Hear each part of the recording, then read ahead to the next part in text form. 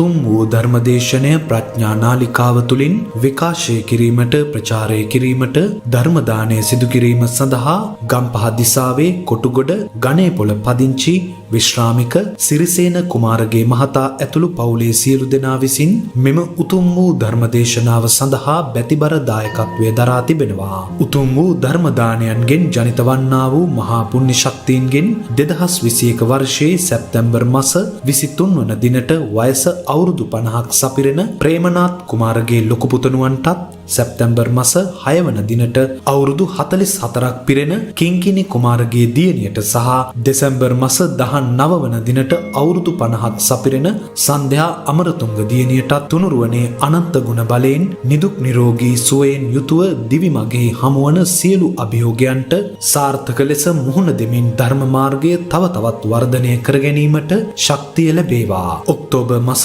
10 වන දිනට වයස අවුරුදු 89ක් සපිරෙන දයාවති අටලුගම සුදුවක්කාටත් ඔක්තෝබර් මාස 27 වන දිනට අවුරුදු 79ක් සපිරෙන ප්‍රේමවති අටලුගම බිරිඳගේ සෞඛ්‍ය තත්වය හා ධර්මාවබෝධය වර්ධනය වී සියලු සංස්කාරයන්ගෙන් නිදහස් වීමට චිත්ත ශක්තිය ලැබේවා. අගෝස්තු මාස 28 වන දිනට වයස අවුරුදු 13ක් පිරෙන සවිරු හේමචන්ද්‍ර, සැප්තැම්බර් මාස 3 වන දිනට වයස අවුරුදු 17ක් පිරෙන සවිඳු කුමාරගේ, ඔක්තෝබර් මාස 19 වන දිනට වයස අවුරුදු 16ක් සපිරෙන අමායා කුමාරගේ, නොවැම්බර් මාස 5 වන දිනට වයස අවුරුදු 13ක් පිරෙන ටරිත් කුමාරගේ සහ 11 වන විය පසු කරන සදෙව් කුමාරගේ යන මුණුබුරු මිනිබිරියන්ට නිරෝගී සුවයෙන් යුතුව සාර්ථක ලෙස අධ්‍යාපනය හදාරා ලොවට වැඩදායක යහපත් පුරවැසියන් වීමට තුනුරුවනේ ආශිර්වාදය ලැබේවා. දායකත්වයේ දරූ දෙපළගේ දෙපාර්ශවයේම මව්පියන් සිව් දෙනා, ශිල්පදුන් ගුරු උතුමන් සහ පවුලේ සියලු දෙනාද ධර්මදේශනය ශ්‍රවණය කළ සියලු දෙනාටද සද්ධර්මය මනාව අවබෝධ වේවා. ගෞරවනීය දේශකයන්න් වහන්සේ පූර්ණ නිරෝගීතාවෙන් මේ දිවිය ගත කරත්වා. සසර ගමනේ ගමනාන්තයද මේ භවයම වේවා. දැනට ලෝකේ පුරා පැතිරී පවතින කොරෝනා වසංගතයෙන් පීඩා විඳින සියලුම දෙනාට නිදුක් නිරෝගී සුවපත් භාවය ලැබේවා කියා බලාපොරොත්තු වෙනවා. එසේම වේවා කියා ආශිර්වාද කරනවා. නමෝ තස්සේ භගවතෝ අරහතෝ සම්මා සම්බුද්දස්ස. නමෝ තස්සේ භගවතෝ අරහතෝ සම්මා සම්බුද්දස්ස. නමෝ තස්සේ භගවතෝ අරහතෝ සම්මා සම්බුද්දස්ස. සත්තඨාන කුසලෝ භික්ඛවේ භික්ඛු ත්‍රිවිධූප පරික්ඛී ඉමස්මින් ධම්ම විනේ කේවලී වසිතාවා උත්තම පුරිසෝ තීති. ධර්ම ශ්‍රවණයෙහි විශේෂ අනුග්‍රහකත්වයේ දරුවා වූ පින්නතුන් ප්‍රමුඛ ධර්ම ශ්‍රවණාබිලාසී සදහබර පින්නතුන්ය. පුණ්‍යානුමෝදනාවේ සඳහන් වෙනවා සංයුක්ත නිකායේ කන්ද සංයුක්තයේ එන සත්තට්ඨාන කුසල සූත්‍රය ගැන පැහැදිලි කරන්න කියලා. ටිකක් දිග එකක්. මේක ඔය තව වචනයක් තියෙනවා ත්‍රිවිධූප පරික්ඛී මස්මින් ධම්ම විනේ කියලා. ඒකයි මම දිගයි කිව්වේ සියල්ල පැහැදිලි කරන්න කිව්වොත්. නමුත් මේකේ තියෙන කරුණක් පිළිබඳව මම අදහස් පැහැදිලි කරන්න කැමතියි. ඒ අනුව අපිට සමාජයට තේරුම් ගන්න අවශ්‍ය වැදගත් කරුණු කිහිපයක් මේ සූත්‍රය තුළ සඳහන් වෙලා තියෙනවා. මේ සත්තට්ඨාන කුසල කියන එකේ තේරුම සත්තැනක දක්ෂතාවය කියන එක. ස්ථාන සතක දක්ෂ. ඔය කුසල පදේ දක්ෂ කියන අර්ථයක් නෙන්නේ. ඒ වගේම ත්‍රිවිධ උපපරික්ඛී කියන එකේ තේරුම තුන් ආකාරයකින් විමසලා බලන්න පුළුවන් නම්. ඒක තියෙනවා අපි අග අපි අද වෙලාව තිබුණොත් අද කරමු නැත්නම් තවත් දවසක ගනිමු. විමසන්න පුළුවන් භික්ෂුව ඇතනම් ඉමස්මින් ධම්ම විනේ කේවලී වසිතාවා. මේ ධර්ම විනය තුළ පිරිපුන් අංග සම්පූර්ණ කේවල පරිපූර්ණම්. ඒ වගේම වුසිතාවා බවසර වස නිම කළ කීනා ජාති වුසිතං කියලා කියන්නේ. කවුරු උත්තම පුරුෂයෙක් බවට පත්වෙනවලු.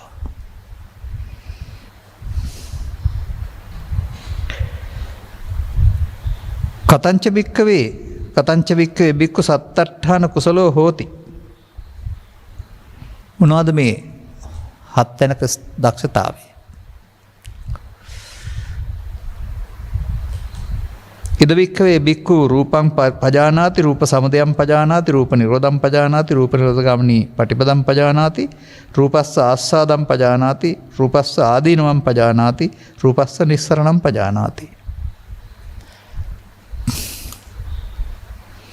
මේක තමයි මේ ගැටලුව තියෙන්නේ.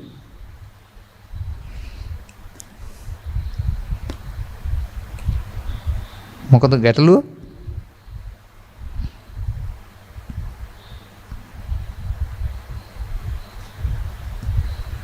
මේ රූප කියන්නේ මොනවද? බලන්න. රූපය නුවණින් දැනගන්නවා. රූප හට ගැනීම නුවණින් දැනගන්නවා. රූප නිරෝධය නුවණින් දැනගන්නවා. ඊට ප්‍රතිපදාව දැනගන්නවා. රූපේ ආස්වාදය දැනගන්නවා. රූපේ ආදීනව දැනගන්නවා. රූපෙන් මිදීම දැනගන්නවා.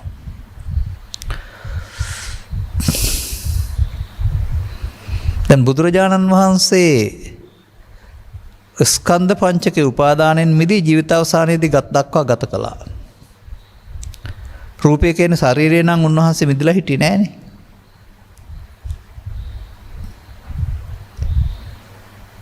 නමුත් බුදුරජාණන් වහන්සේ දැන් මේ උත්තම පුරුෂයෙක් බවට පත්වනේ මේක නිසානේ. මේ රූපේ ආස්වාදයේ ආදීනය දැක නිස්සාරණයට පත්වන නිසා බුදුන් වෙනවයි කියලා වදාලා.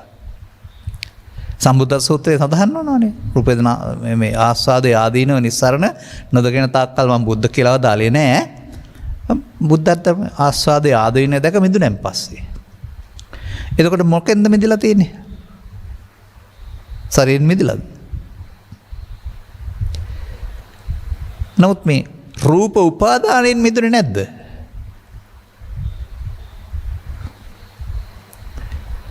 රූප උපාදානය. එතකොට මෙතන විග්‍රහ කරනකොට ඊළඟට පැහැදිලි කරන්නේ මේක අනිත්‍යත් ගන්නකොට අපි බලමුකෝ. මේ සත්තට්ඨානයේ මහතම තියෙන අනිත්‍යයත් ඔහොමම තියෙනවා.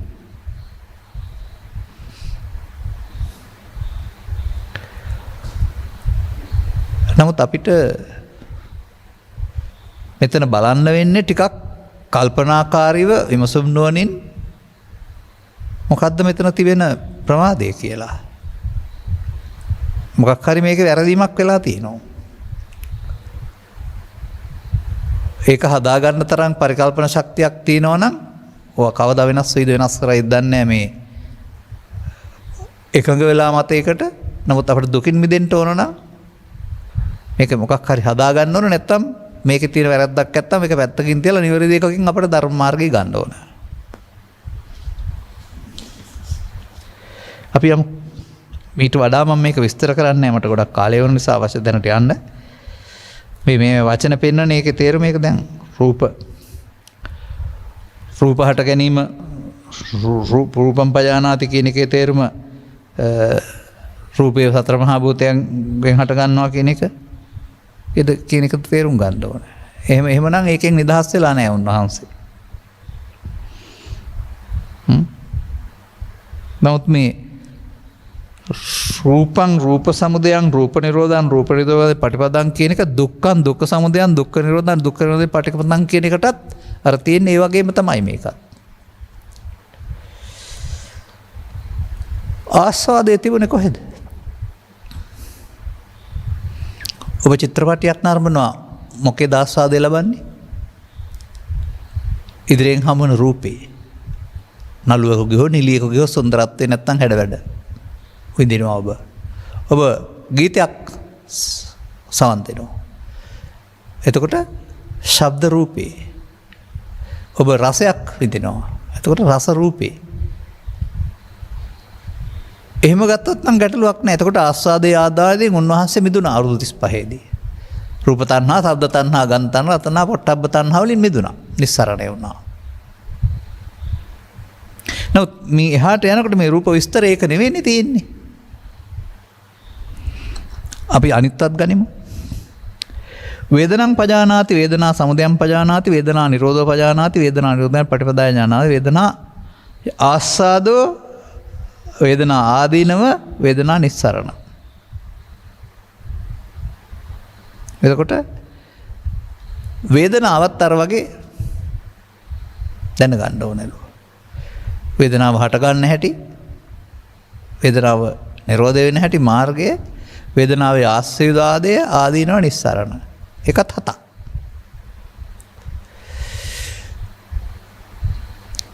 දැන් මේ රූප වේදනා සංඥා සංකාර විඥාන කියලා කතා කරන්නේ මොනවද දැන් මේ? පංචස්කන්ධය. මේක කන්දක වගේනේ. ඒ එකක් පාසා මේ පිළිබඳ නුවණින් දැනගන්න ඕන කියලා පෙන්නනවා. ඊළඟට සංඥා තියෙනවා, ඊළඟට සංකාර තියෙනවා, ඊළඟට විඥාන තියෙනවා.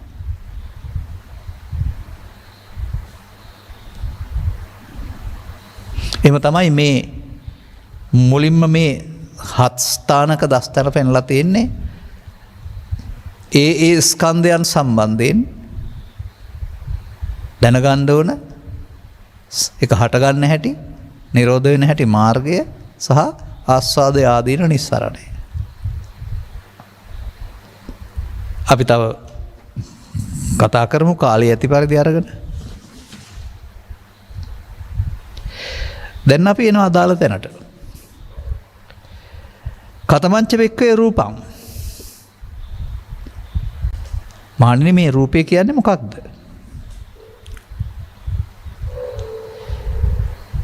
චත්තාරෝ ච වික්කවේ මහා භූතාච චතුන්නංච මහා භූතානං උපාදාය රූපං. ඉදං උච්චති වික්කවේ රූපං. ඔන්න. සතර මහා භූතයන්ද මහා භූතා චතුන්නංච මහා භූත 4 මහා භූතානං උපායද රූපං. මහා භූත නිසා උපදින රූප. මහණේ මේ රූපයයි. එතකොට උපදින රූප 24යි. 28 රූපය. දැන් මේ කතා කරන්නේ මොකද්ද? අර රූපද?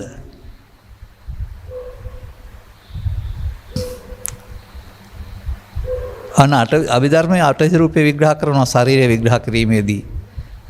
ආහාරයෙන් ගන්නා වූ 4 සතර මහා භූතකින් සහ ඒක නිසා ඇඟ ඇතුලේ හැර ගන්නා රූප 24 මහා උපාදාය රූප.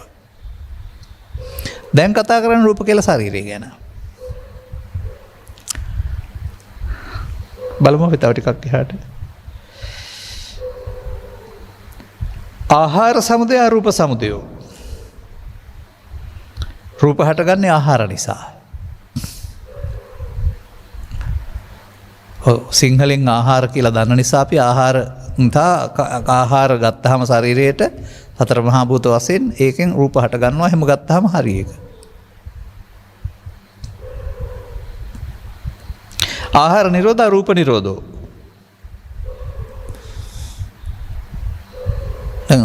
රූප නිරෝධයෙන් ආහාර නොගෙන ඉන්න වෙනවා.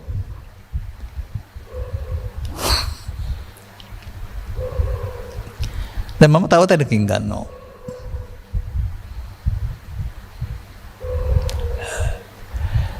මේ රූප විග්‍රහ කරන්නට යාමේදී සම්මාදිට්ඨි සූත්‍රයේ සඳහන් කරන ආකාරය තවත් විදිහකට ගත්තාම තණ්හාවේ හට ගැනීමෙන් රූප ආහාර හට ගැනීම වෙයි. දැන් තණ්හාව හට ගැනීමෙන් ආහාර හට ගන්නවා කියන්නේ එතකොට අර බාහිර ලෝකේ තියෙන ආහාර අපේ තණ්හාවෙන්ද හට ගන්නවා කියලා දර කියන්නේ.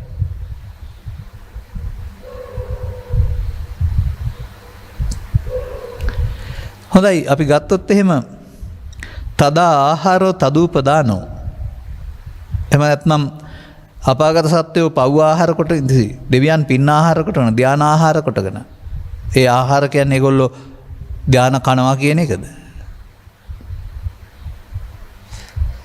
තද් උපාදානෝ ඒ උපාදාන ඒ ආහාර කොට. ආහාර කියන පදයට පැවැත්මට සාධක කියන අර්ථය එනවා.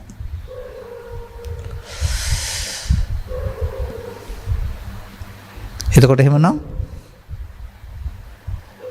ඇහැට කනට අරමුණු ස්පර්ශ වීමත් ආහාරයක්. පස්ස ආහාරය. ඒම චේතනා හට ගැනීමත් ආහාරයක්. මනෝ සංචේතනා. විඥානයත් ආහාරයක්. තණ්හා වුණොත් මොකද අරමුණක් තුළ වෙන්නේ? උපාදාන භාව වෙනවා. එතකොට සසරට ආහාර නෙවෙයිද?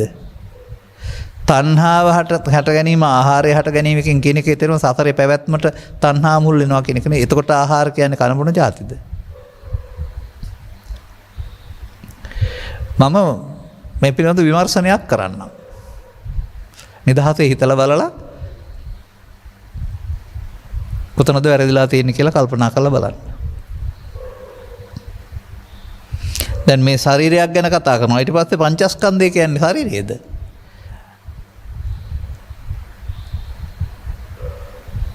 එහෙම ඒ කාලේ හිතුවක් දන්නේ නැහැ. නැත්තම් මේ පරිවර්තනය කරලා හිතුවක් දන්නෙත් නැහැ. ආහාර කියන්නම් අනිවාර්යයෙන්ම කනමඩ දේවල් කියලා හිතන් හිටියයි කියලා මට හිතෙන්නේ. නමුත් සම්මාදිට්ඨි සූත්‍රයේ කියවනම් තණ්හාවේ හට ගැනීමෙන් ආහාර හට ගැනීම කියන එකේ තේරුම එතකොට මොකක්ද වෙන්නේ? අරමුණකට තණ්හා වුණොත් උපාදාන භව වෙන එක තමයි ආහාර. එහෙනම් සසරේ පැවැත්මට ආහාර. තණ්හා හටගත්තාම සසරේ පැවැත්ම සිද්ධ වෙනවා. තණ්හාය ජාතිසෝ සන්දාය. එතකොට ආහාර කියන්නේ අර කබලින්ක ආහාර නෙමෙයි සසරට පැවැත්ම. ඒක කබලින්ක නැත්නම් කබලින්ක ආහාරයවත් කැබලි කොට ගන්න ආහාරය කියලා ඒක සිංහලට පරිවර්තනය කරලා තියෙනවා. ඒ කයේ පැවැත්මට.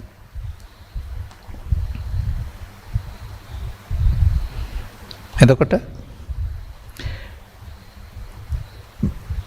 රූප නිරෝධ කරන මාර්ගයේ සම්මා දිට්ඨි සම්මා සංකප්ප සම්මා වාචා.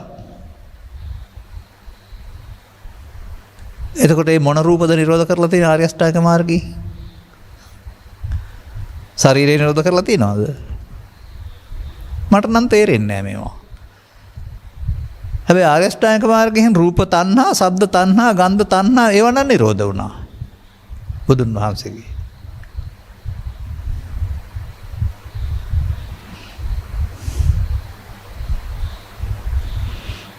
යං රූපං පටිච්ච උප්පජ්ජති සුඛං සෝමනස්සං අයං රූපස්ස ආස්වාදෝ. දැන් බලන්න. කිසියම් රූපයක් ගැටෙනවා. මෙතන ඇහැ කියලා නෑ අන්තං පස්සේ ගමු අපි. එතකොට ගැටුණාම සැප සතුට උපදිනවා. ඒ රූපේ ආස්වාදයයි. දැන් චක්කුංච පටිච්ච රූපේච. එතකොට රූපයක් ගැටෙනවා. එතකොට රූපේ ආස්වාදේ. සෝතංච පටිච්ච සද්දෝච. ශබ්ද රූපයක් ගැටෙනවා. ශබ්ද රූපේ ආස්වාදේ. එතකොට රූප කිව්වෙස් මේ පඨවි ආපෝ තේජෝ ශරීරයේද? ආස්වාදේ අපි මොනවද ආස්වාදේ ලබන්නේ අපි? රූපේ, ශබ්දේ, ගන්ධේ, රසේ දොරවල් පහට හම්බෙන අරමුණේ. ආස්වාදේ ලබන්න ගියාම අපි එකට බැඳෙනවා. ඒක තමයි ආදීනවය. මේක නම් අනිච්චං දුක්ඛං විරණාම්දං ආදීනෝ කියලා. ඒක තින්හලට අනිත්‍ය වෙන නිසා කියලා තියෙන්නේ.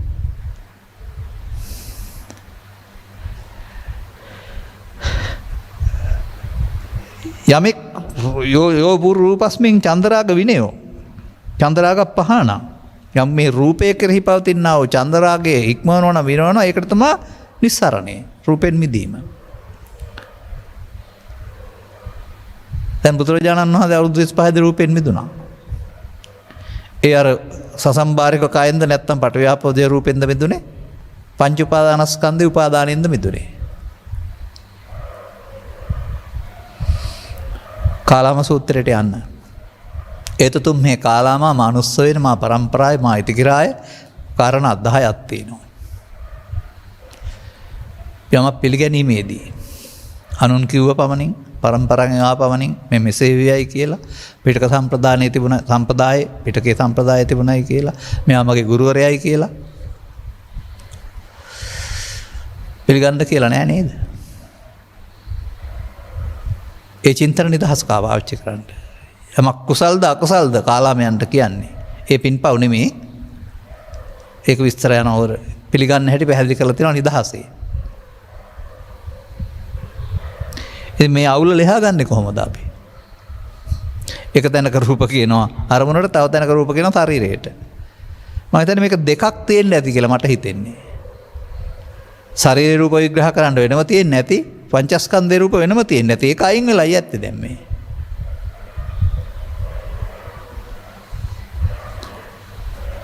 අපි තව ටිකක් එහාට යමුකෝ. මේකේ තියෙනවා මේ විදිහට පැහැදිලි කරලා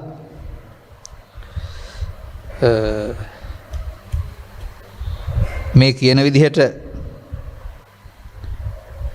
ශ්‍රමණෙක්වා බ්‍රාහ්මණෙක්වා මේ රූප සමුදය නිරෝධය අභිඥාය මේක ප්‍රතිපදාව ආස්වාදය ආදීන දැනගත්තාම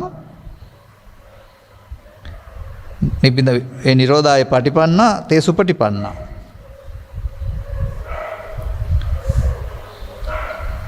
යේ සුපටිපන්නා තේ ඉමස්මින් ධම්ම විනේ ගාධන්ති.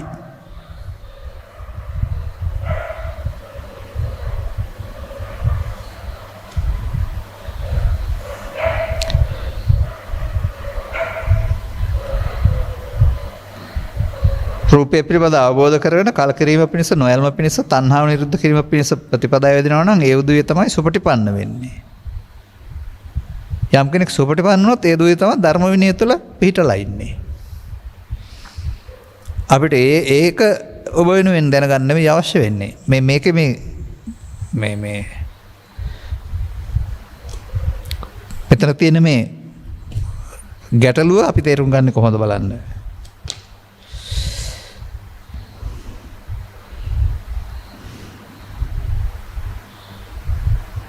මේක කරගන්නවා නම් ඊට පස්සේ වෙන්නනවා මේ රූපස් නිස්සරණේ අභිඥාය විරාය නිරෝධය විමුක්තොත් එයා සතර ගමනක් නැහැ කියලා තියෙනවා රූපෙන් මිදුණා නම්.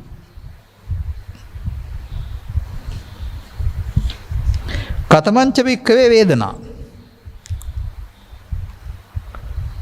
වේදනාව කියන්නේ කොහොමද?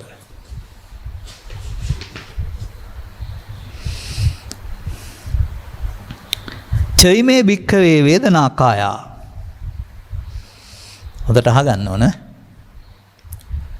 දැන් කාය කියන්නේ කාය හැම නෙමෙයි මෙතෙන්ට වේදනා කාය වේදනා ස්කන්ධ හයක් තියෙනවලු අපිට.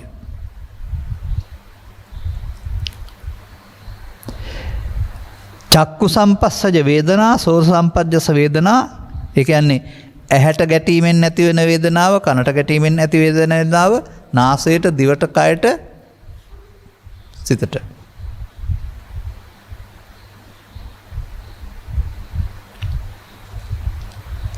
අයම් භික්ඛවේ වේදනා.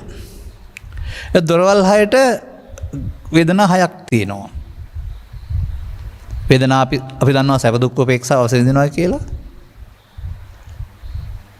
දැන් මේ වේදනාවට පාත්‍ර වුණේ මොකද්ද? ඔබ බලන්න. පොත බලන්න නැතුව ඔබ ගායම් බලන්න. ඔය චිත්‍රපටයක් නරඹමින් ඉන්නවා. ඔබේ වීරයා සහ හතුරා. මේකේ ලොකු සටනක්. දැන් ඔබ මේ දෙක වීරයා ජයග්‍රහණය කියලා විඳිනවා, වීරයා පරදී කියලා දුක්ක් තියෙනවා. හතුරා කෙරෙහි තරහක් උපදිනවා, වීරයා කෙරෙහි ඇල්මක් උපදිනවා. දැන් ඔබ විඳේ මොනවද? ඇයිද? පඨවි ආපෝ තේජෝ සහිත ශරීරයේ වින්දද? රූප අරමුණ වින්දද? මේ වේදනාවට පාත්‍ර වෙන්නේ රූප අරමුණ නේද? අරමුණක් නැත්තම් මොනවද වේදනාවෙන් විඳින්නේ පස් දොරේ? දැන් ඒකට රූප කියන්නේ පඨවි ආපෝ තේජෝයි ශරීරය කියලා ගත්තාම කො මෙතෙන්ද කො රූපස්කන්ධයක්. එනිසා රූප විග්‍රහ කරන්න ඕන නම් අටවිසි රූපේ වෙනම තිබෙදී ආපහු මෙතෙන්ට මේ වගේ චෛමේ භික්ඛවේ රූපා එහෙම කියලා තියෙන්න වෙයි. රූපා රූපෝ සද්ද රූපෝ ගන්ධ රූපෝ රස රූපෝ පොට්ටබ්බ රූපෝ ධම්ම රූපෝ. දොරවල් හයට අරමුණු හයකුත් තියෙනවානේ. රූප ශබ්ද ගන්ධ රස. ඒව තමයි ඊට පස්සේ ඇසෙන් විඳින්නේ කනෙන් විඳින්නේ කියලා ගත්තොත් නම් හරියනවා. මේක අවුලක් නේද? කියා හිටියට කවදාත් මේ වැඩේ වෙන්නේ නැත්තේ මොකක් හරි මේක වැරදක් තියෙන නිසා නේද? දැන් පේනවා. පස්ස සමුදය වේදනා සමුදය. වේදනාව හටගන්නේ ස්පර්ශ නිසා. ස්පර්ශ නිරෝධයෙන් වේදනාව නිරෝධ වෙනවලු. ඒ සඳහා ආර්ය අෂ්ටාංගික මාර්ගය පාවිච්චි කරන්න ඕනලු.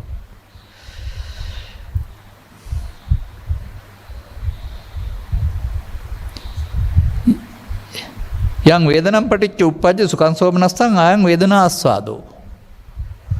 වේදනාව නිසා සැපක් සතුටක් උපදිනවා නම් ඒක ලෝ ආස්වාද. ඉතින් හරියනේ මම කියපු එක ඇහි.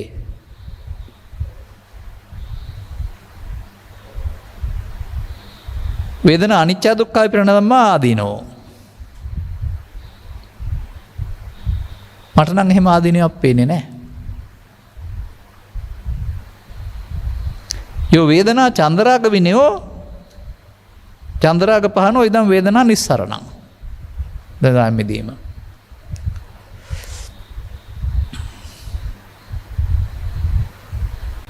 වේදනාව හටගෙන නැති වෙන එකද අනිත්‍ය? ඒකද දුක? කල්පනා කරලා තේරුම් ගන්න. හොඳයි අපි දුක් වේදනාවක් නැති වෙන එක නම් මේ සැප වේදනාවක් නැති වෙන එක දුකයි කියමු. දුක් වේදනාවක් නැති වුණාම ඒකත් දුකද? මේ කියන විදිහට. යම් කිසි පුද්ගලයාගේ හිතේ සැප වේදනාවක් ඇති වෙලා තියෙනවා ඒක අනිත්‍යයි. ඒ නිසා සැප වේදනාවක් නැති වෙන එක දුකක් එනවා. දුක් වේදනාවක් ඇති වෙලා තියෙනවා. ඒක නැති වෙන එක දුකද? සැපනේ.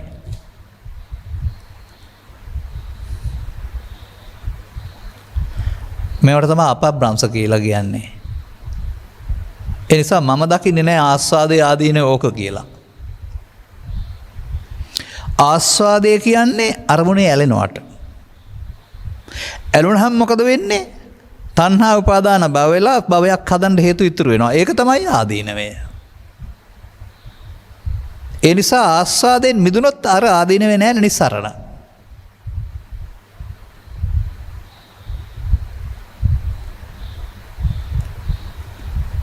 එහෙම නෑ මේකේ නෑ. ඉතින් ඒක මට කරන්න දෙයක් නෑ. අපි මේ මං කියන නිදහසේ මේක විමර්ශනය කරන එක මේ කරන්නේ කියලා. දැන් වේදනා හයක් ඔබ පිළිගන්නවත් දොරවල් හයෙන් ආවේ කියලා. දොරවල් හයට වේදනාවක් එන්නේ නෑ නේද? ශරීරය කියලා රූප කියලා ගත්තාම. එතකොට මොනවද විඳින්නේ? දැන් මේකෙම පෙන්නනවා මොකද්ද? යං වේදනම් පටිච්ච උප්පජ්ජති සුඛං සෝමනස්සං ආවේදනා ආස්වාදෝ. කිසියම් වේදනාවක්. එතකොට මොන වේදනාවක්ද මේ? චෛමේ වේදනා කායෝ. රූප වේදනා, ශබ්ද වේදනා, ගන්ධ වේදනා, රස වේදනා. ඒකනේ. එහෙම රූප, ශබ්ද, ගන්ධ, රස වල රූප කියන්නේ නැත්නම් වේදනාවට විඳින්න දෙයක් නැහැ නේද?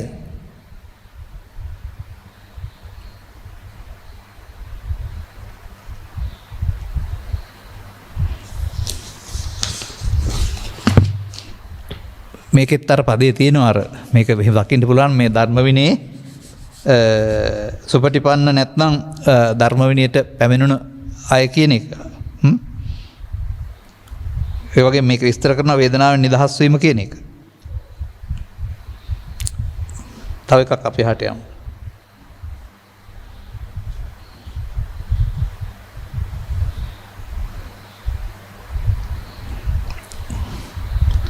කතමාච බික්කවේ සංඥා.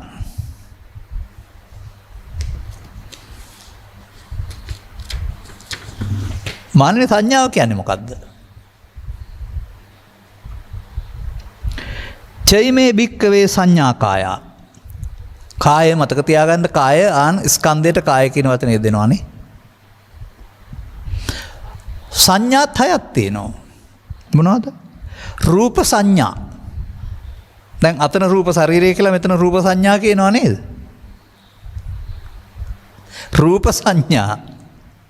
දෙවෙනි එක සද්ද සංඥා, ගන්ධ සංඥා, රස සංඥා, පොට්ටබ්බ සංඥා, ධම්ම සංඥා, අයම් වික්‍රය සංඥා. දැන් මොකද්ද? රූපය හඳුනන එක සංඥාව.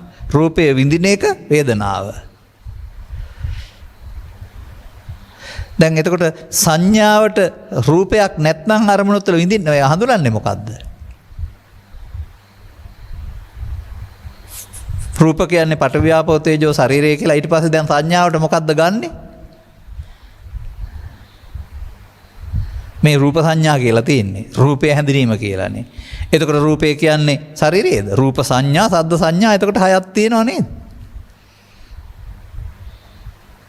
මේ සත්තට්ඨාන කුසල සූත්‍රය ගැන මම 10-12 වතාවක් කියලා ඇති ධර්ම දේශනාවලදී. මෙහෙම කෙලින්ම කතා කරේ නැති වුණාට සැකනම් ගිහින් බලන්න කියලා. අර වගේම පෙන්නනවා ඊට පස්සේ සංඥා. ඒ වගේම සංඥානේ ආස්වාදයක් ඇද්ද? සංඥාවකේ සුඛ සෝමනස්සයක් ඇද්ද? ඒ ආස්වාදයයි අනිත්‍ය දාදීනවයි නිදීම ඇද්ද නිස්සරණයයි. අර වගේම කියනවා.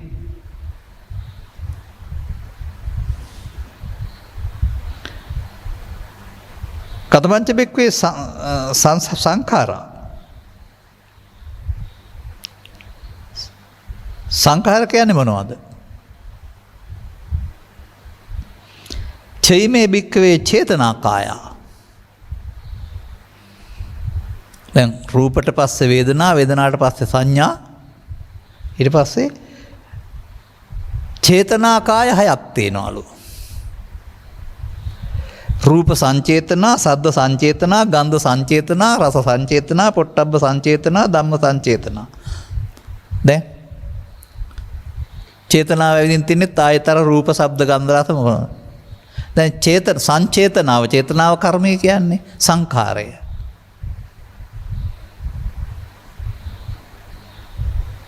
මානම් දකින්න තව ටිකක් එහාට. රූපය වේදනාවෙන් විඳිනවා. රූපයයි වේදනාවයි දෙකම විඳිත් ආකාරය සංඥාවෙන් හඳුනනවා. රූප වේදනා විඳිපු සංඥාවෙන් හඳුනන ආකාරය වේදනාවට අනුව සංඛාරය සිද්ධ වෙන්නේ. එහෙනම් වෙනම නෙවෙයි මේවා. සැප වේදනාව නම් ඇලෙනවා, දුක් වේදනාවන් ගැටෙනවා. ඒත් වේදනාව දෙහකට විඳිනවන්නේ. ඒ නිසා මේක එක පොකුරක් එකට එකක් ප්‍රත්‍ය වෙලා හට ගන්නා වූ. දැන් දොරවල් හයට එහෙනම් චේතනාකාය හයකුත් තියෙනවානේ. චේතනාවන් සය ආකාරයි. රූපය පිළිබඳ චේතනා, ශබ්ද පිළිබඳ චේතනා, ගන්ධ පිළිබඳ චේතනා, රස පිළිබඳ චේතනා, පහස පිළිබඳ චේතනා, අරමුණු පිළිබඳ චේතනා. ඒකට චේතනා වලටයි සංකාර කියන්නේ. එතකොට අර වගේ මේකේ සංඛාරයට කිසියම් ආකාරයක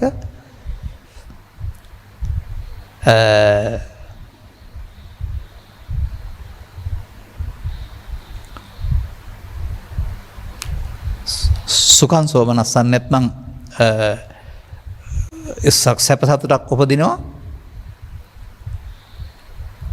ඒකට ආස්වාදය කියන ඇලීමට ආදීනව නිස්සරණ විඳීම කියනවා. එහෙම ඒවටත් විස්තර තියෙනවා, අපි මේ ගන්න නැතුව ගන්න.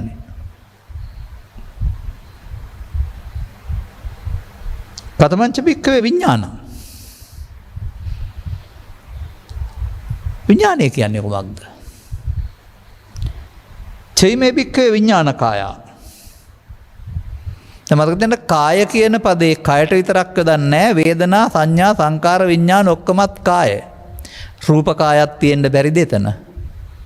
කය නොකියන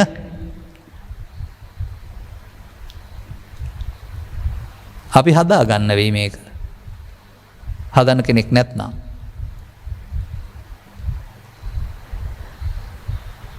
මොනවද? රූප වේදනා සංඥා සංකාර හතරෙන් කරපු දේ ඇහේ නම් රූපය මුල් කොටගත් චක්කු විඥානං. විඥාණයට වෙන වැඩක් නැහැ නේ. අර ඔක්කොම හඳුනාගන්න විශේෂයෙන් දැන ගැනීම කියලානේ කියන්නේ. රූපය හඳුනාගත්තේ කොහොමද? වේදනාව වින්දේ කොහොමද? සංඥාවෙන් හඳුනාගත්තේ කොහොමද? සංකාරයෙන් ඇලුණගන්නේ කොහොමද? මේ සියල්ල විශේෂයෙන් දැන ගැනීම විඥානය. විඥානය කියලා වෙනම එකක් පහළ වෙන්නේ නැහැ. මේ විස්තරවත් වෙන්නේ නැහැ මේකේ මෙහෙම. ඒ ඔක්කොම කාර්යය එකට එකක් සම්බන්ධයි ප්‍රත්‍යයයි. එහෙනම් සෝත විඥානං කනෙන්, ගහන විඥානං ජීවහා විඥානං, කාය විඥානං මනෝ විඥානං. ඉදං උච්චතේ භික්ඛවේ විඥානං.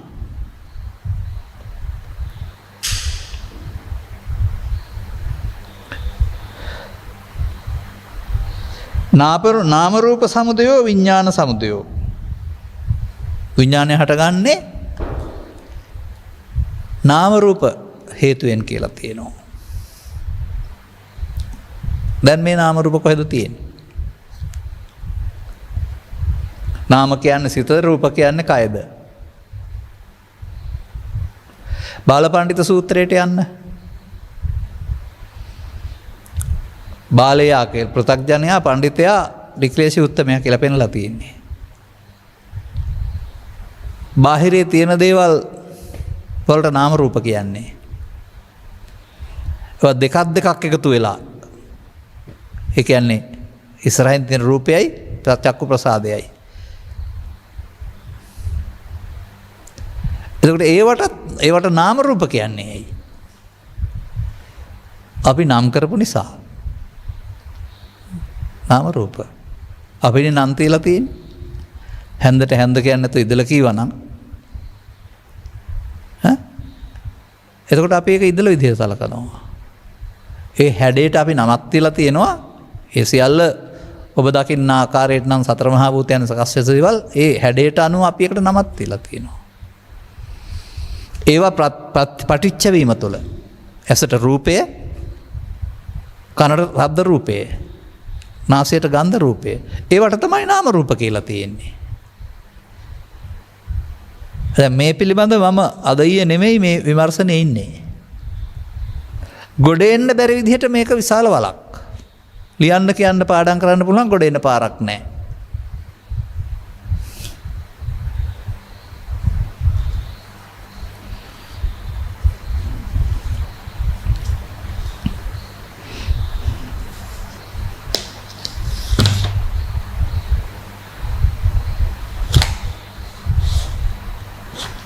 දැන් ඔන්න මම ටිකක් ඔබට පෙන්නවා. මේ පංචස්කන්ධ මේක කන්දක වර්ගයනේ. කන්දක වර්ගයේ ස්කන්ධ පංචකය විග්‍රහ කරන්න ඕන එකක. දැන් අපිට මේකේ දොරවල් 6 නිසා වේදනා 6ක්, සංඥා 6ක්, සංකාර 6ක්, විඥාන 6ක් හට ගන්නවා කියලා කියනවා. ඒ වගේම සංඥාවේදී රූප සංඥා, ශබ්ද සංඥා, ගන්ධ සංඥා, රස සංඥා කියලා අර සංඥාවට එන්නේ අරක කියලාත් කියනවා. හැබැයි රූප කියන්නේ අරමුණු කියන්නේ නෑ නේද? රූප කියන්නේ හතර මහා භූතයි ශරීරයයි කියලා කියනවා.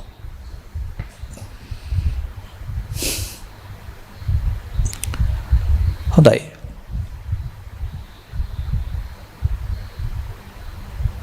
පස්දොරට එහෙම ගැටෙනවත් කියලා කියමු අපි. මනෝද්වාරයටත් එනවා රූප.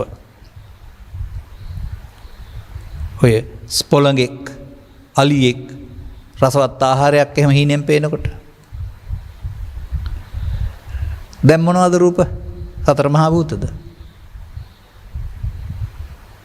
ඉතින් ඔය මෝඩකම වහන්න ඊට පස්සේ සම්මුති ආපෝ තේජෝ වායු පඨවි, ආරම්මන ආපෝ තේජෝ පඨවි, ලක්කන ආපෝ තේජෝ පඨවි ආපෝ තේජෝ වලට නම් තියෙනවා. කොහොමත් පඨවි ආපෝ තේජෝ දැකපු කෙනෙක් නැහැ මේ ලංකාවේ කොහෙවත්. පේන්නේ නැහනේ. පේන්නේ අම්සේ ඇහැට පේන්නේ වර්ණ ගන්ධ රස ඕජා. නමුත් පඨවි ආපෝ තේජෝ කියන එකේ තේරුම අවිනිර්භෝගික රූප නැත්නම් වෙනස් වෙන්නේ නැති එකට තියෙන කියන එක. ඒක ස්වභාවයක් කරුණාම අපට අල්ලන්න පුළුවන් දෙයක් නෙමෙයි. මම ඔබට මේක පෙන්වන්නම් පොඩ්ඩක් බලන්න. ඩිංගක් හරි 7 8 9 10 පන්ති වල හරි විද්‍යාව විෂයන් ඉගෙන තියෙනවා නම් හැම ද්‍රව්‍යයකටම අවස්ථා තුනක් තියෙනවා. ඝන ද්‍රව වායු කියලා අහලා තියෙනවානේ. අපි ජලය ගනිමු. අංශක බිඳුවේ සිට 4 දක්වා කාලයේදී මොනවද තියෙන්නේ? අයිස්. දැන් තද ගතිය වැඩි. ගැහුවොත් ඔළුව පලන්න පුළුවන් කාගේ හරි.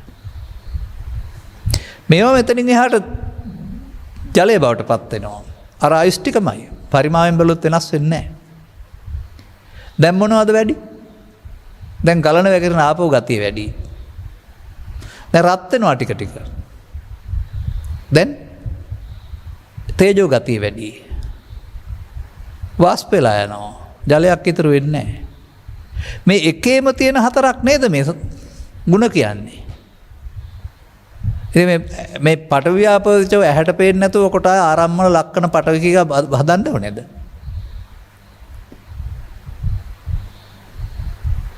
හරි. අපි කියනවා පංචස්කන්ධය අපේ රූප කියන්නේ ශරීරය. දැන් මේක වළංගු වෙන්නේ කොහාටද? මව් කුසක සතෙක් හැදුනොත් එයාටත් රූප හැදෙනවා. සුනකයා, ගවයා, අස්සයා. දැන් සරුවත් මහරහතන් වහන්සේ පැහැදිලි කර වදාරනවා සත්වයින්ට ජාති, ජරා, ව්‍යාධි, මරණ ඔක්කොටම නැහැ කියලා තියෙනවා. ගයක් තිබුණොත් ජාති තියෙනවා, ජාති තියෙනවා, කයක් තිබුණොත් ජරා ව්‍යාධි තියෙනවා. කෙනෙකුට අසනීපයක් නැත්නම් අවුරුදු 60ක් විතර ගියත් ජරා ව්‍යාධි නැහැ. හැබැයි මරණය අවසානයේ තියෙනවායි කියලා තියෙනවා. දෙවියන්ට ඝන කයක් නැති බැවින් ජාති ඇරුණාම ජරා ව්‍යාධි නැහැ, මරණ තියෙනවායි කියලා කියනවා. දැන් ඝන කයක් නැහැ කියන්නේ පඨවි ආපෝ තේජෝ නැහැ කියන එක නේද? දැන් පඨවි ආපෝ තේජෝ ඝන කය රූප කියලා ගත්තාම දෙවියෝ ස්කන්ධ හතරකින් දින්නේ. අපාගත සත්‍යෝ කියලා කියනවා අපිට පේන්නේ නැතුව ඉන්න ඕපාතිකාය. പ്രേත භූත. එතකොට ස්කන්ධ හතරකින් දෙගොල්ලෝ ඉන්නේ. බ්‍රහ්ම කියලා කියනවා. ධානාපද නම් කොට ගත්තා. එතකොට ඒගොල්ලන්ට මේ රූප කියන්නේ පඨවි ආපෝ තේජෝ කියලා ගත්තොත් එහෙම ඒගොල්ලන් රූප නැතුව යනවා නේද? නමුත් චුල්ලවේදල්ල සූත්‍රයේ එහෙම නැත්නම් ගිලාන සූත්‍රයේ බුදුරජාණන් වහන්සේ වදාහරනවා නේද? බඹලව ප්‍රාර්ථනා කරන්න එපා එතනත් සක්කාය තියෙනවායි කියලා. ඒ සක්කාය කියන්නේ පංච උපාදානස්කන්ධේනේ. එහෙනම් ඒකෙත් රූප තියෙනවා නේද? මම නිදහසේ කතා කරන්නම් ඔයගොල්ලන්ට. මේ මට තේරෙන දේවල් මං කියා ඉන්නවා. තේරෙන ගන්න ඔයගොල්ලෝ අතේ. ඒකෙන් තේරුම් ගන්න ඕනේ එහෙනම් අපායෙත් පංච උපාදානස්කන්ධය, දිවි ලෝකෙත් පංච උපාදානස්කන්ධය, මනුස්ස ලෝකෙත් පංච උපාදානස්කන්ධය, බඹලවත් පංච උපාදානස්කන්ධය. නමුත් ඒවයි දෙවියන්ට ජරා මරණ නැති රූප නැති නිසා කියලා කියනවා. එහෙනම් අපි කතා කරන පඨවි ආපෝ තේජෝ නැති රූපස්කන්ධයක් එතන තියෙන්න ඕන නේද?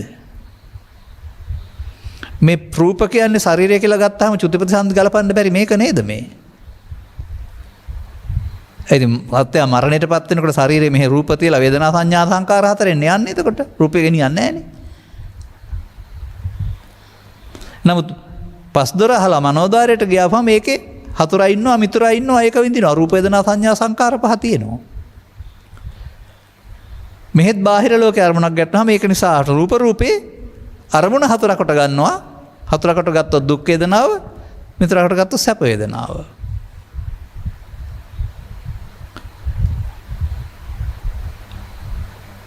එතන පංචස්කන්ධ විග්‍රහයේ මේ තියෙන අවුල අපේ නිවන් මඟ වසාලනවා. නිවැරදි කරගත්තේ නැත්නම්.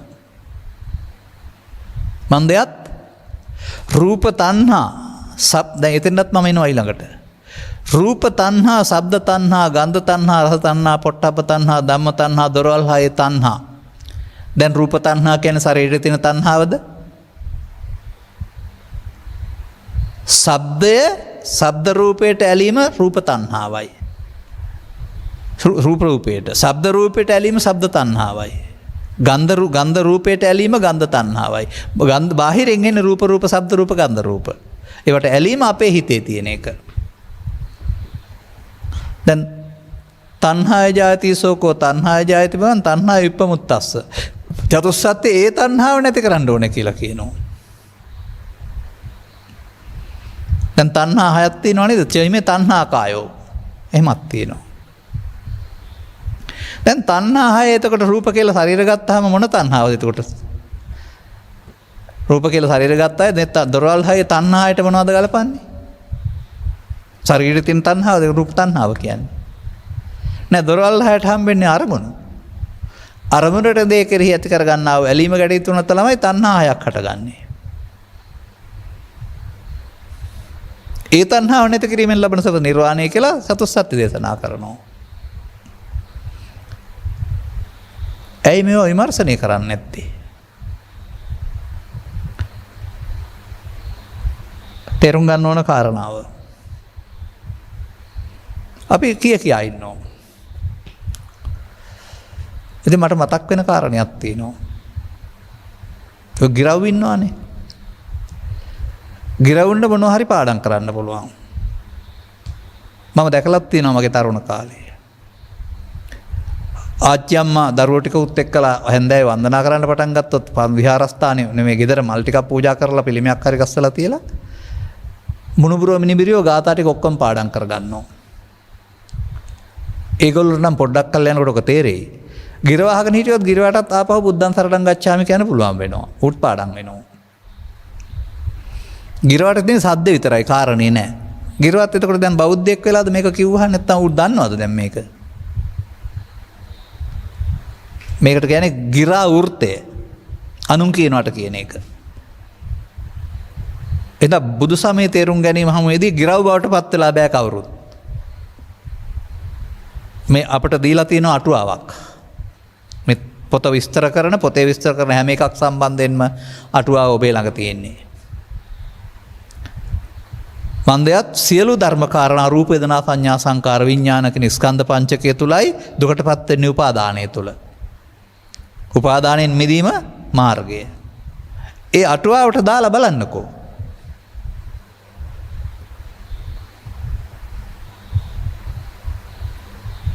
එතකොට මං හිතනවා මෙතන එහෙමනම් හැදෙන්න ගත්තම අර රූප කියන්නේ ශරීරයේ රූප කියලා ගන්නවා නම් ආයක ඒක ශරීරය විග්‍රහ කරන්න ගත්තර කමක් නැහැ. හැබැයි එහෙනම් පංචස්කන්ධේ රූප කියන්නේ ආයෙත් මෙච්චයි මේ බික්කවේ වේදනාකායෝ සංඥාකායෝ සංකාරකායෝ වගේ චයි මේ බික්කේ රූපකායෝ කියලා එකක් ලියන්න වෙනවා මෙතනින්. දොරවල් පහට හම්බ වෙන රූපත් රූප අරමුණක්, ශබ්ද රූප අරමුණක්, ගන්ධ රූප අරමුණක්, රස රූප අරමුණක්, පොට්ට රූප අරමුණක්, ධම්ම රූපත් අරමුණක්. අරමුණනේ අපි විඳින්නේ.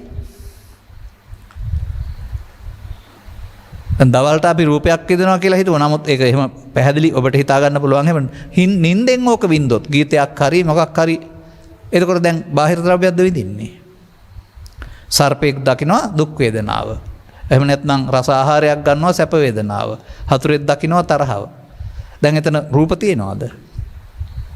ඒ රූපය මොකක්ද එතකොට විඳින්නේ? අරමුණ නේද? කල්පනා ලෝකෙත් නින්දෙත් බාහිර ලෝකෙත් ඔබට මේ බාහිර වස්තු කියනවා කියලා ලෝකෙට කතා කළාට ඒක සම්මුතියේ අපි මේ විඳින්නේ හදාගත්ත රූපය කියලා තේරෙනකොට ඒක රූප පටවියාපෝ තේජෝද? මේ ආරම්මණය කියන එක පටවියාපෝ තේජෝ වල හැදෙන්නේ කොහෙද? ඒ ආරම්මණය අරමුණක් නිසා නේද ඊට පස්සේ මේ ශරීරය අතහැරුණාට අපාගමනක් දිව්‍ය ලෝකයක් බ්‍රහ්ම ලෝකයක් තියෙන්නේ ඝන රූප නැති නිසා නේද? රූපත් තරන් යන්න බෑනේ කාටවත්. අන්න මනෝද්වාරික පංච උපාදානස්කන්ධේ මනෝද්වාරික වුණාම මව කුසක පිළිසිඳ ගත්තොත් ඒකේ පේන කාරණාවලට අනුව ඝනකයක් හදන්න පුළුවනි විමානයේ. ඒක මේ අපිට තියෙන විමානයක්. මේක ඇතුලේ ඉන්නේ රූප වේදනා සංඥා සංකාර පහ කියන එක. ඒක වෙන් වෙච්ච දවසට මෙයා දර කඩක් වෙනවා. අපේ කය තුළ රූප වේදනා සංඥා සංකාර පහ ක්‍රියාත්මක වෙනවා. නමුත් රූප වේදනා සංඥා සංකාර පහට උපාදාන වුණෙන් පස්සේ ඝනකයක් නැතුවත් ක්‍රියාත්මක වෙන්න පුළුවන්. ඝනකයක් ක්‍රියාත්මක වෙන රූප වේදනා සංඥා සංකාර පහ ඕනේ. නමුත් රූප වේදනා සංඥා සංකාර පහ ක්‍රියාත්මක වෙන්න ඝනකයක් ඕන නැහැ. ඒක තමයි පෙරේතයෝ, භූතයෝ, දෙවියෝ, බ්‍රහ්මයෝ කියලා කියන්නේ. ඕපපාතික උපදිනා සත්වයක් ඇත.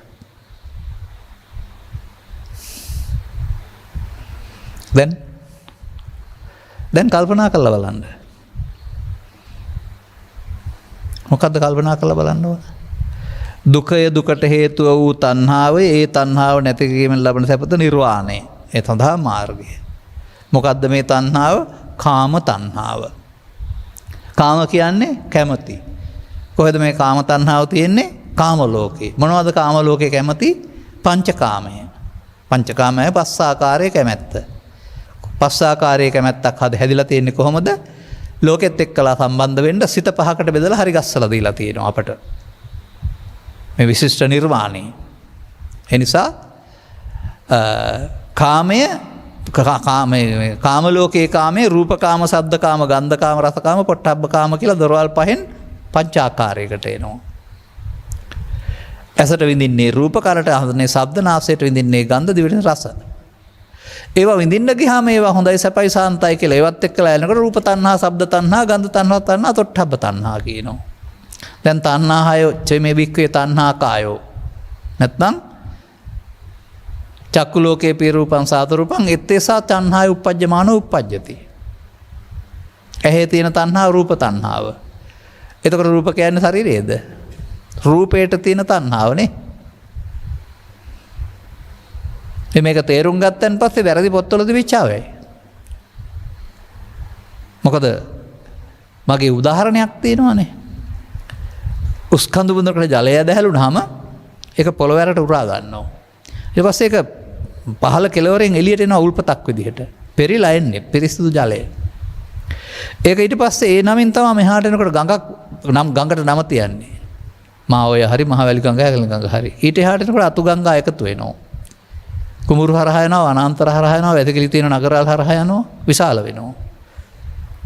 ගම් වලට ගියාම වතුර විශාල ප්‍රමාණයක් තියෙනවා. දැන් මෙතන පිරිසිදු වතුර හොයන්න බෑනේ, ජරාව තියෙන්නේ. මේ පිරිසිදු වතුර තියෙන්නේ කොහෙද? ගංගාවේ මුල පටන් ගන්න තැන. සම්බුද්ධ ශාසනය අවුරුදු 2600ක් තිස්සේ බුදුන් වහන්සේගෙන් පටන් අරගෙන ගලාගෙන ඇවිදින් තියෙන්නේ. මේ වාද විවාද, මත විවාදවලදී බමුණන් මේවට කරපු ආක්‍රමණවලදී මොනවා මේකට කලවම් වුණාද? අපි දන්නේ. අපිට මේක තේරුම් ගන්න බැරි නම් අපේ මේ වැඩේ වෙන්නේ නැත්නම් එහෙනම් මේක පාඩම් කර කර හිටියාට රැක්කට හරි තරපරපරක් මොකටද මේක රැකලා දුන්නේ අපිට? සුවඳුතුන් අල්ලන්නද? අනාගත බුදුන් වහන්සේ නම් අපට ත්‍රිලක්ෂණය කියලා දෙන්නේ මේක මොකටද පරිස්සම් කරන්නේ? නෑ මේක තුල ත්‍රිලක්ෂණය එලි කරගත්තාම ගෞතම බුදුන් වහන්සේට කරන ගෞරවය. අර තරපරපර කටපාඩමෙන් දුක් විඳ එක සහ පොත් ලියාලා ගෙනාපු එකට කරන්න පුළුවන් උපහාරය තමයි මේක හොයාගන්න එක.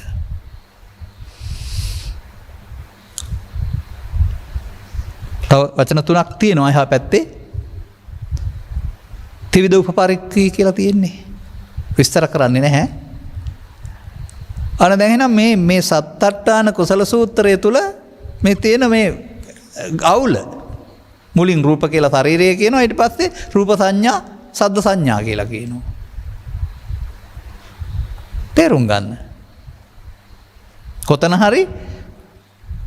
හරි මේකේ තියෙන අඩුපාඩුවක්.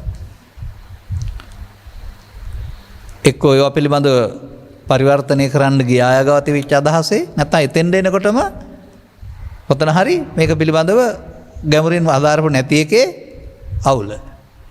මේ අවුල තියාගෙනම මේක ඊට පස්සේ තව නීතියකුත් දාන්න හදනවා මේකේ තියෙනවට වඩා කතා කරන්න බෑ කියලා. වචනයක්වත් ඉස්සරහට. සිංහල පරිවර්තනයේ තියෙන අර්ථයට වඩා කියලා. බැලුවද මේක වැරදිද හරිද කියලා? නිවැරදි කරගත්තන් පස්සේ නම් තව කමක් නැහැ. අපි දකින්නේ අවුරුදු 7-800ක් තිස්සේ මේ ධර්ම විග්‍රහය තුළ මොනවා හෝ වරදි සිදු වෙලා තියෙන බව. පාලිය නෙමෙයි සිංහලට පරිවර්තනය වීමේදී. එහෙමත් නැත්නම් තවත් මම දකින කාරණයක් තියෙනවා. ඔය 56 මේ බුදු ජයන්ති ත්‍රිපිටක මුද්‍රණය සඳහා ලංකාවේ සහ බුරුමේ සහ ලංකාවේ විවිධ තැන්වල තිබෙනා තාල පුස්තකයන් එහෙම නැත්නම් එංගලන්තේ පාලි බෞද්ධ සමාගමේ මේ සේරම ගෙනල්ලා සංසන්දනය කරලා හදලා තියෙන්නේ. එතකොට ඒවෙන් හදපු එකක් අපිට තියෙන සංසන්දනය කිරීම තුළ වඩාත් හොඳයි කියලා. එහෙනම් ඔය කියන තරමටම ඔක 100%ක් සුපිරිදු වෙන්න බෑ, සුපිරිසිදු වෙන්න බෑ. බුදු ජයන්ති ත්‍රිපිටකවල නම් පල්ලෙහා සංස්කෘතෙන් ගාථාව පාලියෙන් තියෙනවා. තව වැරදි මෙහෙමයි තියෙන්නේ කියලාත් සමහර ඒවා. අලුතෙන් හදන ඒවා. ඔකොටම ලේසි විදිහ තමයි මේ විග්‍රහ වෙන්නේ 아무තු ලෝකයක් නෙවෙයි. මේ විග්‍රහ වෙන්නේ අප පිළිබඳව. අපේ ඇසකරනාසේ දිවකයේ ක්‍රියාකාරීත්වය පිළිබඳව. ඒ වගේම එහි සසරට ඇලෙන හැටි සහ ගැලෙන ආකාරය පිළිබඳව. පංච උපාදානස්කන්ධ කියන පොතේ තියෙන එකක් නෙවෙයිනේ. ඇසේ කනේ නාසයේ දිවේ කයේ උපදින එකක්. ඉතින් ඒක අපිට තේරුම් කරගන්න ලේසියි. එතකොට අපි ගාවෙන් වෙන දේ දැනගත්තාම කවුරුවත් කියන හින්දාද පිළිගන්න ඕන. සංකිට්ඨේන පංච උපාදානස්කන්ධා දුක්ඛ. ඉතින් ස්කන්ධ පංචකේ උපාදානය කරගත්තොත් දුක විඳින්න වෙනවා. සම්පූර්ණ බුදු සමයේ උපාදානෙ මිදීම උල්කටගෙන තියෙන්නේ. රූපයෙන් මිදීම කියන්නේ ඒකද? ශරීරයෙන් මිදීමද? බුදුරජාණන් වහන්සේ අවුරුදු 35 මොකද කළේ? මේ උපාදානෙන් මිදුනේ. රූප වේදනා සංඥා සාකාර පංච උපාදානස්කන්ධේ පංචස්කන්ධය වලටපත් වුණා දැන් ක්‍රියාසිට. ඒ රූපයෙන් මිදලා කියන්නේ ඒකනේ. ශරීරයෙන් මිදලා නෙමෙයිනේ. දැන් මෙහෙම රූප කිව්වම ශරීරයෙන් මිදෙන්න ඕනනේ. නිවන් දකින්න. ශරීරයෙන් මිදලා දවල් නිවනක්ද බුදුන් වහන්සේට හම්බ වුණේ? නෑ. උන්වහන්සේ පරිනිබ්බුතෝසෝ භගවා පරිනිබ්බානාය ධම්මං දේශේති.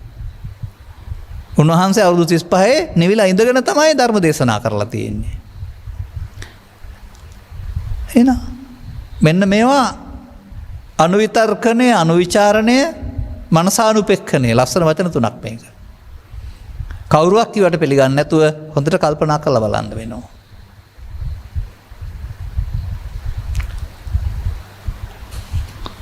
ඉතුරු වචන තුන විස්තර කරන්න නැතුව කියලා දෙන්නම්. තුන් ආකාරයකට බලන්න ඕනලු තවදුරටත් මේක විසඳ ගන්නට. කතංච භික්ඛවේ ත්‍රිවිධ උපපරික්ඛී හෝති.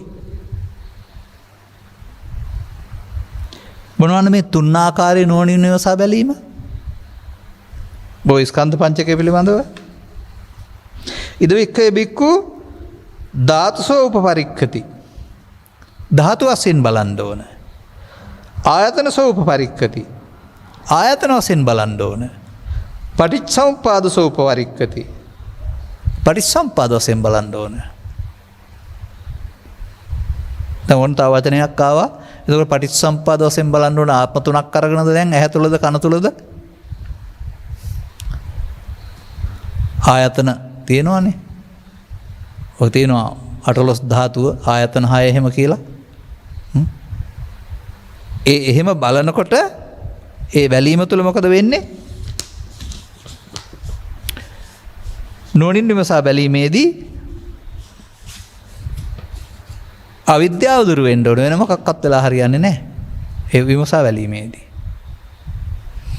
අපි ඕනනම් ඒක තවත් ධර්ම දේශනාවක් වශයෙන් අරගෙන ධාතු ආයතන සහ පටිච්චසමුප්පාද වශයෙන් බලන හැටි නම් පහුගිය දේශනාවල අපි කරලත් තියෙනවා. එනිසා ඔන්න මම මේක තියෙන මේ කාරණා ඔය දේශනාවලදී දෙපැත්තට කියවෙන හැටි දැනගන්න තමයි මම මේ කියවේ. එබැවින් අපි මේකේ නිවැරදි තේරුම් අරගෙන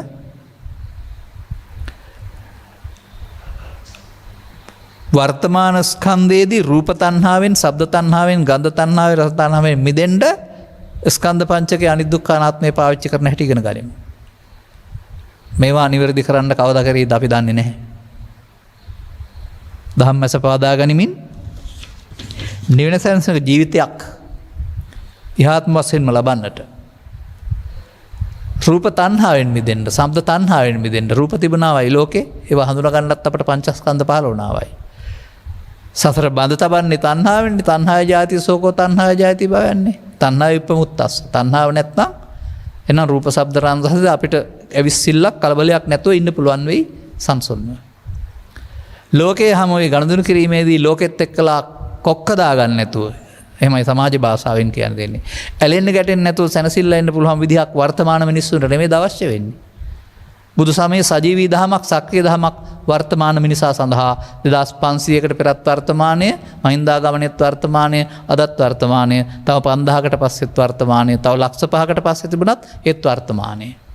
ඒ මිනිසුන් සඳහා දේශනා කළා වූ සුපිරි දහමක්. ඔබයින් ප්‍රයෝජන ගන්න කෙනෙක් බවට පත් වෙන්නට ඔබට මෙම කරුණු පැහැදිලි කිරීම හේතු වාසනාව වේවායි කියලා ප්‍රාර්ථනා කරමින් කරුණු පැහැදිලි කිරීම මෙතකින් අවසන් කරනු ලබනවා. මෙම උතුම් ධර්ම දේශනාව සඳහා බැතිවර දායකත්වය දරන ලබන්නේ ගම්පහ දිසාවේ කොටුගඩ ගණේපොළ පදිංචි විශ්‍රාමික සිරිසේන කුමාරගේ මහතා ඇතුළු පවුලේ සියලු දෙනා විසිනි. අරමුණු 2021 සැප්තැම්බර් මාස 23 වෙනි දිනට වයස අවුරුදු 50 සපිරෙන ප්‍රේමනාත් කුමාරගේ ලොකුපුතණුවන්ට සැප්තැම්බර් මාස 6 වෙනි දිනට අවුරුදු 44ක් පිරෙන කිංකිණි කුමාරගේ දියණියට සහ දෙසැම්බර් මාස 19 වෙනි දිනට අවුරුදු 50 සපිරෙන සන්ධ්‍යා අමරතුංග දියණියටත් තුනුරුවන්ගේ අනන්ත ගුණ බලයෙන් නිදුක් නිරෝගී සුවයෙන් යුතු දිවිමඟ හමුවන සියලු අභියෝගයන් සාර්ථක ලෙස මුහුණ දෙමින් ධර්ම මාර්ගයේ තව තවත් වර්ධනය කර ගැනීමට ශක්තිය ධෛර්ය ලැබේවා. තාත්තෙකුගේ ප්‍රාර්ථනය. උපන් දිනය සමග ඔවුන්ගේ ජීවන අරුත. ඔක්තෝබර් මාස 10 වන දිනට වයස අවුරුදු 89ක් සපිරෙන දයාවති අටලුගම සුදු අක්කාටත් ඔක්තෝබර් මාස 27 වන දිනට අවුරුදු 79ක් සපිරෙන ප්‍රේමවත්ලි අටලුගම බිරිඳගේ සෞඛ්‍ය තත්ත්වය හා ධර්මාවබෝධයේ වර්ධනය වී සියලු සංස්කාරයන්ගේ නිදහස් වීමට චිත්ත ශක්තිය ලැබේවා. අගෝස්තු මාස 28 වෙනිදාට වයස අවුරුදු 13ක් සපිරෙන සවිරු හේමචන්ද්‍ර සැප්තැම්බර් මාස 3 වෙනි දිනට වයස අවුරුදු 17ක් පිරෙන සමිඳු කුමාරගේ ඔක්තෝබර් මාස 19 වෙනි දිනට වයස අවුරුදු 16ක් පිරෙන අමායා කුමාරගේ නොවැම්බර් මාස 5 වෙනි දිනට වයස අවුරුදු 13ක් පිරෙන චරිත් හෝ ටරිත් සමාවෙන්න ඕන වචනේ ටරිත් නම් එහෙම චරිත් නම් ඒත් කමක් නැහැ කුමාරගේ අකුරු මුද්‍රණය වෙලා නැතෝ වෙන්න පුළුවනි ටරිත් කුමාරගේ හෝ චරිත් කුමාරගේ සහ 11 වන වියේ පසු කරන සදෙව් කුමාරගේ යන මුණුබුරු මිනිවිරියන්ට නිරෝගී සුවයෙන් යුතුව සාර්ථක ලෙස අධ්‍යාපනය හදාරා ලෝට වැඩදායක යහපත් පුරවැසියන් වීමට තුන්රුවන්ගේ ආශිර්වාදය ලැබේවා. දායකත්වයේ දෙපළගේ දෙපාර්ශ්වයේම මව්පියන් සිව් දෙනා ශිල්පදුන් ගුරුතුමන් සහ පවුලේ සියලු දෙනාද ධර්මදේශනයේ ශ්‍රවණය කළ සියලු දෙනාටද සද්ධර්මයේ මනාව අවබෝධ වේවා. ගෞරවනීය දේශකයන් වහන්සේ පූර්ණ නිරෝගීතාවෙන් මේ දිවිය ගත කරත්වා සසර ගමනේ ගමනාන්තයද මේ භවයෙන් වේවා. දැන් ලෝකේ පුරා පැතිරී පවතින කොරෝනා වසංගතයෙන් පීඩා විඳින සියලුම දෙනාට නිදුක් නිරෝගී සුවපත් භාවය ලැබේවා. මූල්‍ය වේදම් දරා මාතෘකාවක් ලබා දී කරුණු පැහැදිලි කිරීමක් කරවා ගැනීම තුළ ලෝකයට දුන්නා වූ විමර්ශනය මත පිහිටා උපන්දින ගොඩක් සියලු දෙනාගේ උපන්දින වෙනුවෙන් තමයි පාවිච්චි කරලා තියෙන්නේ. සියලු දෙනාට ඒ ලබන්නා වූ දිනවලදී සුබ උපන්දිනයක් වේවා. නිදුක් නිරෝගී සුවය චිර ජීවනය ලෞකික කටයුතු වගේම අධ්‍යාත්මික ගමන් මඟ සාර්ථක කරගන්නට ලැබේවා. අනුග්‍රහක බෞතුන් ඔබටත් ත්‍රිලක්ෂණයේ වශයෙන් ගැඹුරු වටහා ගැනීම තුළින් නිවන සැනසෙන මංපෙත්තු කරගන්න හේතු ආසනාව වේවායි කියලා ප්‍රාර්ථනා කරමින් අර උපන්දින සමරණ අය වෙනුවෙන් සානිත් අය වෙනුවෙන් සබ්බීතියෝ වජ්ජන්තු සබ්බ රෝගෝ විනස්සතු මාතේ බවත් අන්තරායෝ සුඛී දීඝායුකෝ බව හැම දිනාටම තෙරුවන් සරණයි කියලා සුබපතනෝ. මෝහක්ඛයෝ නිබ්බානං